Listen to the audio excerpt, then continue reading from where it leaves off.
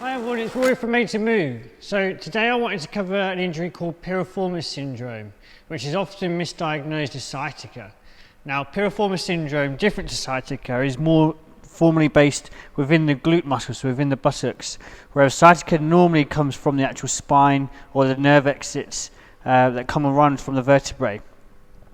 So in terms of diagnosing and treating Piriformis syndrome, there's different ways you've got to test it. So there's two ways we know that Piriformis syndrome happens. First, it's either short or it's long. If it's short, it means it's compressed, it's tight, and it could be spasming, that's irritating the sciatic nerve. If it's long, then what happens is, what's recently known, is when it's in its lengthened positions, it can then cause other structures to compress the sciatic nerve. Okay, so to find out if it's the short Piriformis syndrome, what you need to do is put the muscle onto a stretch. So the way we can do this is by going into an all-four position onto your back. You're going to place your ankle of the problematic side, so for the right, for example, onto the left knee, and then we're going to just raise that left knee up towards you. And if you feel tightness coming through the piriformis, if there's a pain in the buttock, or any symptoms of nerves, tingling, or burning sensation down the leg, then that tends to be a true positive sign. Okay? Another way we could do this is by internally rotating the hip. So place the foot a little bit wider than your knee. Place some tension onto the piriformis muscle by letting the knee come into internal rotation and just providing a bit of extra tension with the other foot on top.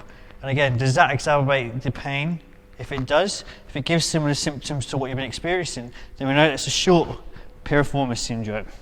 Okay, so if it's a long Piriformis syndrome muscle, there's two ways we can look at to find out if this is the problem. First of all, we're looking at your foot position. So if you have a long Piriformis muscle, which is an external rotator of the hip, then what tends to happen is the hip might fall into internal rotation, okay, which makes the foot fall in. Okay, if you've got a tight piriformis muscle, then you might find that the leg will fall out naturally rather than in a neutral position. Okay, another way you could do it is by finding, is the muscle strong? If it's in a long position and it's not doing its role properly, then what tends to happen is it will not function correctly. Okay, so the way you could do this to start off with is perhaps doing a clam. Okay, can you raise your hip up and your knee up into an open position, hold it there briefly and come back down. Okay. Maybe do these for 10 to 15 reps and find, do you struggle to do it after a certain amount of reps? Compare it to the other side, and that might give you an idea that the hip muscle, the piriformis and the glutes are not firing properly, which is then not supporting the hip into external rotation. What you do if you're laying on your back is you're going to grab the leg, that's the problematic side, okay? You're going to place your hands behind your hamstrings, okay, and relax the knee to start with. All right. Now, the sciatic nerve, to get it into a full stretch, you want to put your chin to your chest, raise your foot up, and then you're going to extend your leg. Okay. And you might find that when you go to that end range, so you get that burning or that pain or that tingling, or you might notice more of the numbness that's coming along.